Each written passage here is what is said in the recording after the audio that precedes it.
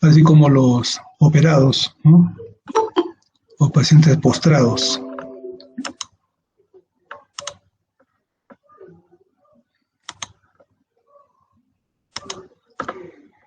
Entonces, el otro gran problema es que muchas veces la enfermedad pasa inadvertida. Se dice que más del 50% de los pacientes son asintomáticos. Entonces, eso pues eh, aumenta la peligrosidad de esta trombosis venosa profunda. Y bueno, la complicación a largo plazo y la que es fatal es la embolia pulmonar, también conocida como embolismo pulmonar. Bien. La trombosis venosa profunda, pues, es el resultado de la formación de un trombo que se localiza en el sistema venoso profundo. También se produce en el sistema venoso superficial, pero este es específico del sistema venoso profundo, el cual es muy peligroso. Es más, ¿no? Se dice que de la región poplitea hacia arriba, o sea, hacia el lado femoral, pues es más un alto porcentaje de que se presente un embolismo pulmonar. Si es de la región poplitea hacia abajo, hacia el pie, lo más frecuente es que se presente un síndrome post-flevítico o post-trombótico.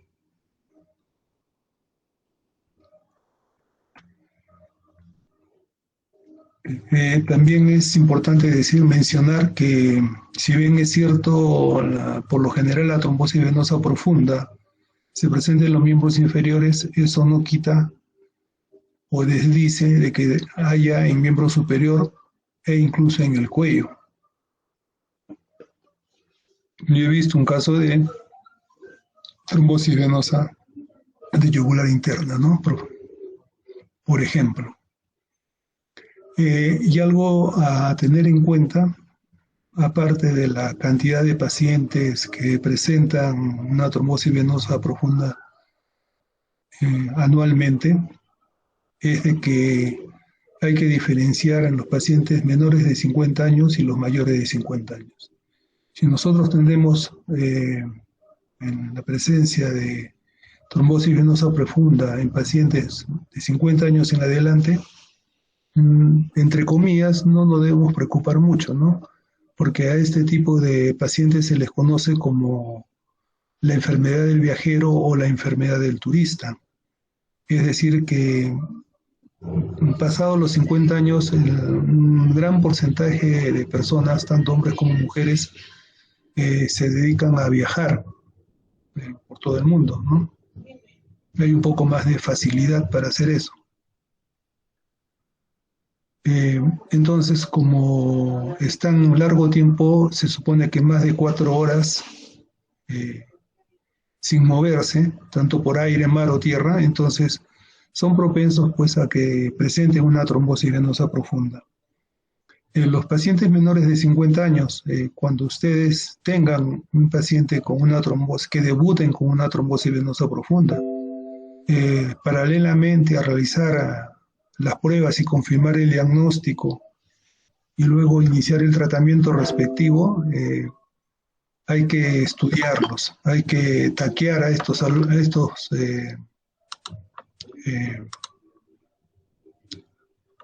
pacientes porque existe una alta probabilidad de que sean portadores de un cáncer. Eso es muy importante, jóvenes, ¿ya? Entonces, también se ha visto la gran importancia que representa la tromboprevención, que es una forma de prevenir pues, la trombosis venosas en los pacientes, especialmente en los pacientes que tienen una gran cantidad de días hospitalizados, que estén postrados o que incluso solamente vayan a ser operados, ¿no? Por cualquier tipo de patología quirúrgica, llámese cirugía abdominal, traumatológica, neuroquirúrgica, ginecostétrica.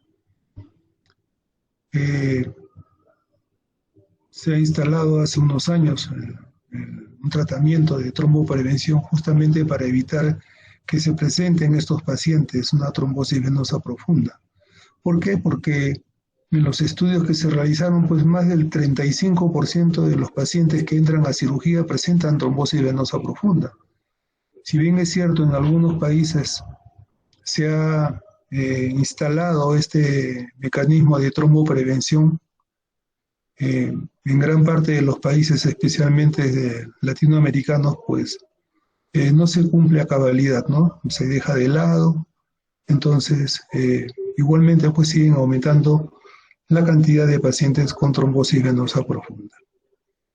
Entonces lo que debemos tener presente nosotros es de que realmente la trombosis venosa profunda, otros le dicen enfermedad tromboembólica venosa, realmente puede amenazar la vida de un paciente, ¿no? Y puede ir al éxitos letales si es que además presenta pues una embolia pulmonar. Y ahí la cuestión es fatal. En cuanto a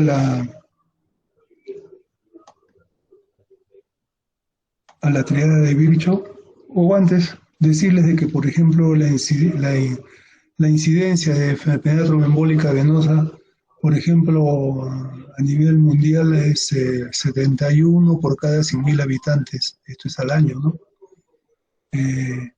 Y de estos, por ejemplo, en los estudios realizados, se ha demostrado que la trombosis venosa profunda, por ejemplo, estos 71, entre 48 a 51 casos, era trombosis venosa profunda. Y presentaban embolia pulmonar entre 21 y 23 casos, o sea, un tercio de la cantidad estimada. En cuanto a la prevalencia que podía ser entre hombres y mujeres, por ejemplo, en unos estudios han demostrado de que mayor es la presentación en hombres que en mujeres. Y también en cuanto a la edad, bueno, más es en los adultos que mayores de 50 años que en los jóvenes. En cuanto a la triada de Virchow, sabemos que es 3 componentes: la éstesis venosa, que se refiere al flujo sanguíneo disminuido o enlentecido, ¿no? Y que lleva pues a la formación de un trombo por un mecanismo similar a la coagulación. Y la injuria o el daño endotelial, ¿no? Es el daño que se produce pues en el endotelio de la vena, lo que expone a la membrana basal. Entonces, aquí va a producirse lógicamente una adhesión plaquetaria y liberación de sustancias vasoactivas que van a llevar a la formación de un trombo. Y por último, la hipercoagulabilidad, que se refiere a los componentes sanguíneos. Hay una diversidad de trastornos de coagulación que pueden llevar sin ningún problema a un estado de hipercoagulabilidad, y esto va a ocasionar la formación de microtrombos. Aquí tienen ustedes una pieza anatómica en la cual, abierta la vena femoral, se aprecia un trombo grande, largo, ¿no? Entonces, ¿qué complicaciones puede tener la trombosis venosa profunda? La enfermedad embolia pulmonar, enfermedad tromboembólica pulmonar también, o tromboembolismo pulmonar, hay varios sinónimos. El síndrome postrombótico y la hipertensión pulmonar tromboembólica crónica. ¿Qué tienen ustedes? Las úlceras venosas. Recuerden que en la clase que les di anteriormente, cuando le hablé de lipodermatoesclerosis, esta es la formación que se presenta por la presencia de hemosiderina en el sistema retículo endotelial, ¿no? A eso se suma en esta pierna derecha, por ejemplo, una úlcera varicosa, que en este caso está sobre el malleolo interno. La otra fotografía es en una pierna izquierda y acá hay 2 úlceras varicosas por encima del malleolo, ¿no? Igualmente la lipodermatoesclerosis, ¿no? Con piel indurada, gruesa, ¿no? Ocasionada pues por los varios años de la presencia de una insuficiencia venosa crónica.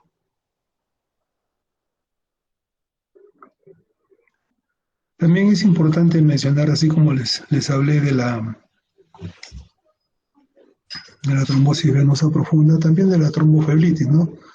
Aquí hay que saber diferenciarlo porque si se presenta en una vena especialmente superficial, en un trayecto venoso superficial, la formación de un coágulo, ¿no? Y que presenta signos inflamatorios, entonces a esto se le denomina tromboflebitis. No hay que confundirnos. Eh, es importante y si es que, bueno, como sucede normalmente, los pacientes pues no acuden al centro hospitalario, a la clínica o al consultorio cuando tienen este problema inmediatamente, dejan pasar días o semanas y cuando van pues ya no hay forma de solucionarlo en este caso, en esta presentación de tromboflebitis. Lo único que queda es operar. Hay que retirar, hay que esas venas trombosadas porque si no eso sigue creciendo, ¿no? Parece mentira y aumentan rápidamente de tamaño. En cuanto a los factores de riesgo, es, el factor de riesgo se considera todo aquello que puede aumentar la probabilidad que tiene una persona, ¿no? Para desarrollar una enfermedad. Entonces, hay diferentes causas. Por ejemplo, para la trombosis venosa tenemos la obesidad, ¿no? Eh, la edad, mayores de 60 años. Otros dicen también, por si acaso, mayores de 40 años. El grupo sanguíneo tipo A, la insuficiencia venosa crónica, los traumatismos, la obesidad, cirugías, que ya les he mencionado todos los tipos de cirugías que se realizan, que el paciente esté inmovilizado un periodo de tiempo largo, especialmente mayor de 8 días, ¿no? El embarazo, el uso de píldoras anticonceptivas o tratamientos hormonales, enfermedad varicosa, eh, también el uso de quimioterápicos, ¿no? Entonces, tenemos una gran variedad, el cáncer, lupus eritematoso, enfermedades autoinmunes, insuficiencia cardíaca, EPOC, infarto de miocardio, perdón, síndrome nefrótico, lesión de médula espinal, quemaduras. Entonces, es abundante los factores, ¿no? Que pueden presentar o colaborar con la presentación de una, perdón, trombosis venosa profunda. En cuanto a la sintomatología, como les mencioné, hay que tener en cuenta pues de que el 50% de los casos pasan desapercibidos, ¿no? Los pacientes no dan sintomatología o el paciente pues lamentablemente no lo siente, ¿no? Entonces ahí radica el principal problema de esto, ¿no? Eh, Dentro de los síntomas, el dolor, el edema de la región, no puede ser en el muslo, en la pierna, depende de la localización. Pueden presentarse cambios de coloración, una palpación de un cordón en una vena de la pierna, ¿no? Fiebre, incluso pueden presentar alza térmica, aumento de la red venosa superficial, ¿no? O sea, venas superficiales más visibles. El dolor puede ser sordo, opresivo, incluso presentar alta sensibilidad, ¿no? Y que más se presentan al caminar o al estar de pie, parestesias, ¿no? Sensación de que algo está empastado, ¿no? Sin un empastamiento sienten, ¿no? Entonces, ¿qué signos pueden tener, ¿no?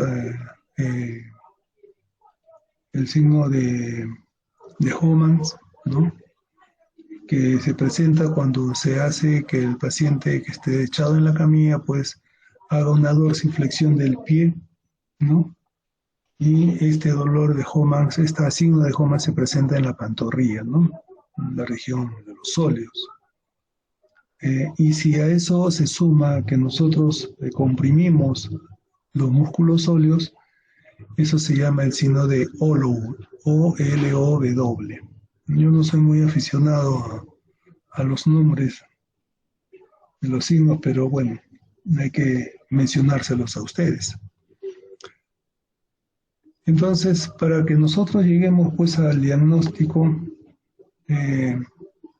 tenemos que hacer, como siempre yo les menciono, un buen examen clínico, una buena historia clínica, un buen examen físico, ¿no?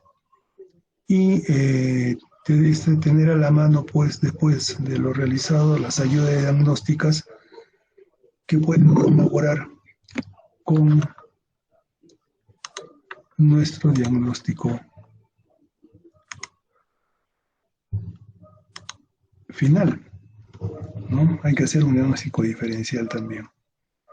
Entonces tenemos, pues, los estudios que nos van a ayudar a descartar, por ejemplo, en el diagnóstico diferencial, una tromboflebitis superficial, una insuficiencia venosa crónica, una celulitis, ¿no? Un hematoma, un síndrome compartimental, por ejemplo, ¿no?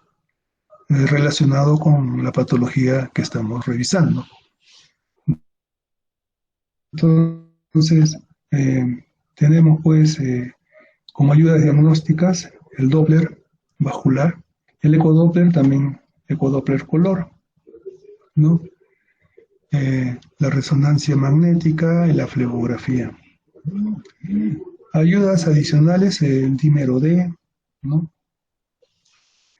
Si nosotros pues sospechamos una trombosis venosa, lo más fácil es realizar un Doppler vascular. Es muy importante. El Doppler vascular nos da velocidad, flujo, sonido. Entonces, podemos comenzar de abajo hacia arriba o de arriba hacia abajo. Depende de la práctica. No siempre debemos acostumbrarnos a un plan A, como dicen, pero también hay que tener un plan B a la mano. Entonces, nosotros, si por ejemplo ponemos en la región por detrás de la rodilla, buscamos el pulso popliteo, colocamos el Doppler ahí y con el volumen, ¿no? Ubicamos la arteria poplitea y escuchamos el sonido, pues, ¿no? Arterial. Y lo que hacemos es presionar los gemelos y normalmente debemos escuchar el flujo de la vena poplitea porque estamos exprimiendo, ¿no? Los músculos sóleos o los gemelos. Pero si nosotros no escuchamos flujo al hacer eso, o escuchamos, ¿no? Bueno, con el entrenamiento ya sabemos si está bien disminuido, ¿no? Entonces podemos tranquilamente deducir que hay una trombosis venosa. Algo similar hacemos en la femoral, ¿no? Ubicamos la arteria femoral y hacia la parte interna solamente se gira un poquito el transductor y empezamos a escuchar el flujo venoso. Comprimimos y hay buena reacción a la compresibilidad. Podemos hacer incluso pujar a la paciente, hacemos un Valsalva negativo, que normalmente debe ser así. Si es positivo hay insuficiencia, ¿no? Entonces, de esa forma nosotros pues podemos realizar el diagnóstico. Yo recomiendo siempre que debe hacerse el estudio comparativo, ¿no? De ambos miembros inferiores, es mejor. Y yo lo otro que hago es de que así sea el problema en este caso, con lo que estamos revisando, una trombosis venosa profunda, yo examino todos los pulsos también. ¿Por qué? Porque así descarto otras patologías. ¿Ya? Es muy importante. Y con mayor razón si el paciente tiene más de 50 años, sea hombre o mujer. Peor si es diabético. Entonces, por eso es tan importante que el examen no solo se circunscriba a alumnos a una determinada enfermedad, sino el examen debe realizarse general, en forma general, todo en este caso. El ecodoppler color se diferencia del Doppler vascular en que tiene pues imagen y hay un ecodoppler simple, ¿no? Y hay otro ecodoppler color. El ecodoppler color nos da pues, además de la imagen, un color, ¿no? Que se acerca al transductor del flujo sanguíneo, da en rojos y se aleja de en azul. Y se dibuja correctamente pues los vasos, ¿no? Es mucho más bonito, pero es más costoso. Un Doppler vascular cuesta unos $3.000, un ecodoppler $30.000. Muy bien. En cuanto a la resonancia magnética, realmente la usamos muy poco. Eh, Diría que prácticamente no la usamos. La flebografía fue el gol estándar hace muchos años, pero en estos momentos pues prácticamente no se realiza, ¿no? Muy bien. En cuanto al tratamiento, el tratamiento eh, debemos nosotros tener en cuenta varios factores, ¿no? La edad del paciente, su estado general, si tiene algunas comorbilidades en cuanto a la gravedad de la enfermedad o si tiene otra enfermedad que es, por ejemplo, una insuficiencia cardíaca congestiva grado 3 y que además ha hecho trombosis venosa pues, por el estado de hospitalización en que se encuentra el paciente en muchos días, presenta una trombosis venosa profunda, ¿no? Entonces, también si la tolerancia, especialmente a la heparina, ¿no? Porque hay pacientes que tienen reacciones adversas, entonces tenemos que plantear el uso de otra medicación. En cuanto al objetivo del tratamiento, pues es muy importante eh, iniciar rápidamente el inicio de la anticoagulación, porque mientras más rápido lo hagamos, pues menos probabilidades va a tener el paciente de presentar un embolismo pulmonar.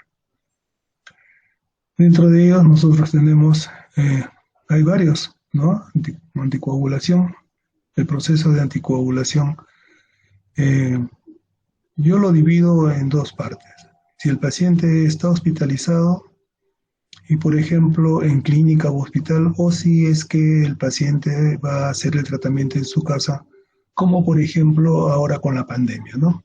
Y yo hago los tratamientos en casa, entonces el tratamiento va a ser diferente. Cuando el paciente está hospitalizado, lo que hay que hacer es utilizar la heparina sódica, ¿no? También llamada heparina no fraccionada. Se usa en una dosis en 1 litro de dextrosa. Si el paciente es diabético, cloruro de sodio 9 por 1000, la dextrosa al 5%. Colocar un frasco de heparina que tenga 25.000 unidades internacionales.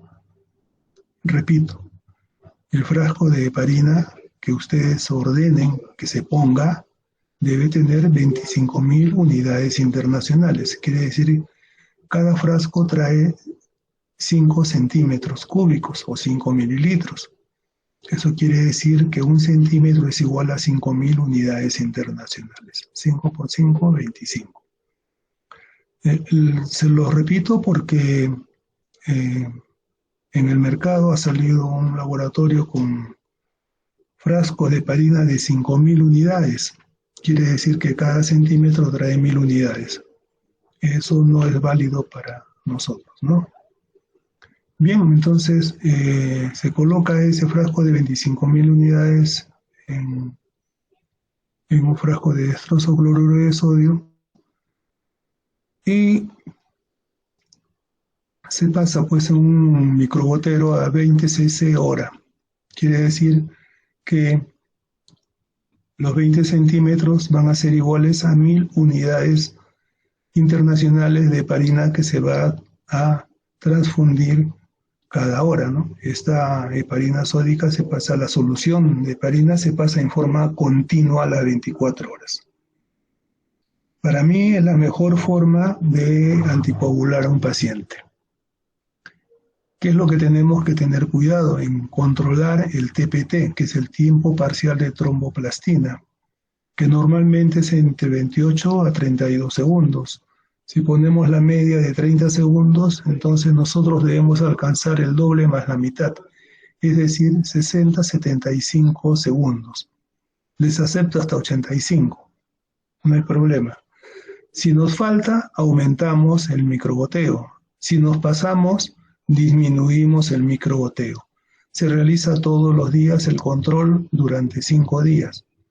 Paralelamente, administramos warfarina. La warfarina viene en comprimidos de 5 miligramos y es el anticoagulante que se usa por vía oral. La warfarina, para que alcance su nivel en sangre, tiene que transcurrir entre 4 a 5 días. Es por eso que administramos la heparina sódica. Mientras tanto, la heparina sódica está protegiendo al paciente y la warfarina va a alcanzar su nivel, como repito, a las 4 o 5 días. Ahí nosotros pedimos un INR, que significa índice normalizado regional, que esto es a nivel mundial, y el valor normal es 1. Nosotros nos sacan una muestra, nos hacen un INR y va a salir 1, a veces 0.9. Cuando el paciente va a estar anticoagulado, debe ser igualmente al doble más la mitad. Puede ser 2 a 2.5. Ese es el nivel de anticoagulación que debemos manejar. Puede estar 2.6, ¿no? No hay ningún problema. Pero no más de 3. Entonces, como lo repetí, al cuarto o quinto día pedimos el INR y si sale en nivel, pues suspendemos la solución de heparina que le estábamos pasando al paciente y solo se queda con warfarina. ¿Cuánto tiempo va a estar anticoagulado el paciente? Entre 3 a 6 meses. Eso es muy importante. Pero paralelamente, el paciente tiene que seguir otras indicaciones, ¿no? Controlar comorbilidades, si está en sobrepeso, pues hacer dieta. Si fumaba, ya no fuma, ¿no? Y debe dejar de ingerir alimentos verdes, palta, brócoli, lechuga, espárragos, coliflor, albahaca, espinaca, alverjitas, nada verde. Y tampoco debe ingerir naranja, mandarina, toronja ni plátano. ¿Por qué? Porque tienen vitamina K. Entonces estaríamos yéndonos contra la anticoagulación, ¿no? También hay que controlar los medicamentos que el paciente pudiera tomar por otras enfermedades. Hay medicamentos que pueden aumentar la anticoagulación y otros que pueden disminuirla. Entonces tenemos que tener nosotros el control total de esto. Algo que es muy importante, jóvenes, es de que la warfarina, cuando el paciente está hospitalizado, ¿no?, en clínica u hospital, pues la warfarina normalmente se la administran las enfermeras a las 6 de la tarde, porque el INR se lo hacen a las 6 de la mañana, ¿no? Pero cuando el paciente está en su casa, nosotros recomendamos que él tome la warfarina a las 8 de la noche para que el análisis se haga a las 8 de la mañana. Que se lo vengan a sacar, ¿no? Ahora hacen delivery, ¿no? O si no, pues tiene que acudir a un laboratorio para que le hagan el análisis respectivo. Entonces, esa es la forma de controlarlo. Las primeras 3 semanas, ¿no?, se hace 1 por semana, y si tiene el nivel entre 2 y 2.5, la cuarta semana ya la postergamos para hacerle una quinta, o sea, empezamos a cada 2 semanas, ¿no? Y así sucesivamente. Por ejemplo, los pacientes de corazón, una vez que alcanzaron su nivel de anticoagulación, se les hace hasta mensualmente, ¿no?, el control del INR. Los que son portadores de válvula mitral, aórtica o de ambas, ¿no? Entonces, esa es la forma de recibir la anticoagulación y también el control que se debe realizar. Pero si el paciente en estos tiempos de pandemia tiene la trombosis venosa profunda y pues lamentablemente no puede estar hospitalizado en una clínica o en un hospital, entonces haremos el tratamiento en casa. Para eso es el uso de las heparinas de bajo peso molecular, tal como la enoxaparina, que es la que se usa preponderantemente en el Perú. No viene de 40, 60 y 80 miligramos. Normalmente usamos 60, ¿no? Y se le indica 60 miligramos cada 12 horas, ¿no? Las heparinas de bajo peso molecular no se controlan, no requieren control, ¿no? Y se administran durante varios días o al 5 días y se da paralelamente también la warfarina. Igual al quinto día se hace el dosaje de warfarina en sangre, el INR, y si está pues en su nivel normal, o sea, de anticoagulación, eh, pues procedemos a